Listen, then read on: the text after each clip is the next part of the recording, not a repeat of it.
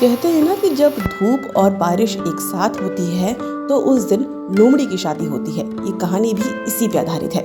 एक रहस्यमय जंगल में एक लोमड़ी देवता का राज चलता था। हर साल वहाँ एक विशेष शादी समारोह होता, एक पवित्र परंपरा जिसे कोई आम आदमी देख नहीं सकता। ऐसा माना जाता था कि जो इस शादी को बिना बुलाए देख ले या वहां पहुंच जाए उसके पूरे परिवार का सर्वनाश तय। लेकिन इन कहानियों को तो बच्चे अक्सर मजाक समझते। एक दिन गांव का एक नन्हा लड़का नीलू सिर्फ ये देखने की जिज्ञासा से बाहर निकला कि लोमड़ी देवता की बारात आखिर दिखती कैसे है। वह छुपकर देखना चाहता था, लेकिन गलती से सीधा बारात के सामने जा पहुंचा। जैसे ही देवता की निगाह उस पर पड़ी, पूरा माहौल ही मानो थम गया। नीलू डर से कांपने लगा और दौड़कर घर की ओर भागा।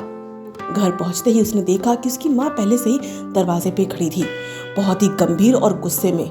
और शांत मन से उसने कहा, देखो बेटा, तुमने बहुत बड़ा अनर्थ कर दिया है। अगर अब तुम उस घर के अंदर आते हो तो पूरे परिवार पर हमारे संकट आ सकता है। तुमसे मैंने मना किया था कि ऐसा काम मत करना, लोमड़ी की शादी मत देखना, लेकिन तुम नहीं माने। नीलू की आंखें भर आई थी। वो बोला, माँ मुझे माफ कर दो, मुझे नहीं पता था कि ये इतना बड़ा अपराध है। मगर नीलू की माँ ने कोई रहमदिली नहीं दिखाई। उसने उसे एक बांस की छुरी थमाई और कहा, जा, जहाँ इंद्रधनुषी द्वार है उसके पास जाओ और वहीं लोमड़ी देवता का दरबार है। तुम मुझसे माफी मांगो, हो सकता है वो तुम्हें माफ कर दे और हमारा पूरा परिवार सर्वनाश होने से बच जाए। नीलू को अपनी माँ की बातें समझ में आ रही थी, लेकिन नीलू उनसे गिड़गिड़ा रहा था। लेकिन माँ ने दरवाजा नहीं खोला। जंजीरों से बंद कर लिए थे सारे दरवाजे और पीछे के रास्ते भी बंद कर दिए। अब उस बेचारे बच्चे के पास कोई चारा नहीं था।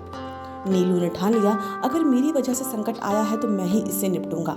वह बेचारा बच्चा निकल पड़ा गहरे जंगलों में, फूलों के बीच छुपे उस इंद्रधनुषी द्वार की ओर जहाँ कहा जाता है कि लोमड़ी देवता का वास होता है। शाम ढलने लगी, वह द्वार के पार पहुंच चुका था। अंदर जाते ही उसे काफी सारे लोमड़ियों ने घेर लिया, लेकिन उसे किसी ने चोट नहीं पहुंचाई। फिर एक भारी आवाज गूंजी, कौन है ये बच्चा? लोमड़ी राजा वहां आए, लाल आंखें, तेज आवाज वाला। उसने गुस्से से कहा, तुमने हमारी शादी को अपवित्र किया है। या तो तू अपनी जान दे या तेरा पूरा परिवार खत्म होगा। नीलू कांप उठा क्योंकि वो एक बच्चा था। उसकी आंखों से आंसू गिरने लगे। वो चुपचाप बांस की छुरी आगे बढ़ाने वही वाला था कि तभी एक नर्म और मीठी आवाज आई, रुको। वो थी लोमड़ी राजकुमारी। उसकी आंखों में दया थी। वह बोली, लोमड़ी महाराज, ये बच्चा खुद अपनी मर्जी से आया है। इसके हाथ में क्षमा का प्रतीक है। इसका डर और पश्चाताप सच्चा है। क्या हम इतनी कठोर है कि एक बच्चे को इस छोटी सी गलती की सजा दे? इस बच्चे को नहीं पता था कि उस शादी में आना इसके लिए कितना बड़ा अपराध हो जाएगा। ये तो जिज्ञासा बस वहां आया, ये हमें कोई नुकसान नहीं पहुंचाना चाह रहा था। राजा ने एक लंबी सांस ली। उसकी आंखों की आग थोड़ी शांत हुई। फिर वह नीलू की ओर देखा और बोला, तुम्हारी नीयत साफ है तो मैं तुम्हें छोड़ रहा हूँ। जाकर अपने गांव वालों को बता दो कि लोमड़ी देवता ऐसे ही किसी को कष्ट नहीं पहुंचाता, ना ही दंड देता है। जब तक वो हमारे लोगों को छेड़ेंगे नहीं, हम उन्हें कुछ नहीं बोलेंगे। ये बात सुनकर नीलू बहुत खुश हुआ और उनका जय जयकार करने लगा। और उसने कहा, मेरी मंशा आप लोगों को परेशान करने की बिल्कुल नहीं थी। मैं बस देखना चाहता था कि लोमड़ी की शादी आखिर कैसी होती है। मेरी जिज्ञासा थी, मेरे परिवार का इसमें कोई दोष नहीं। मैं आपका बहुत शुक्रगुजार हूँ कि आपने मुझे क्षमा किया।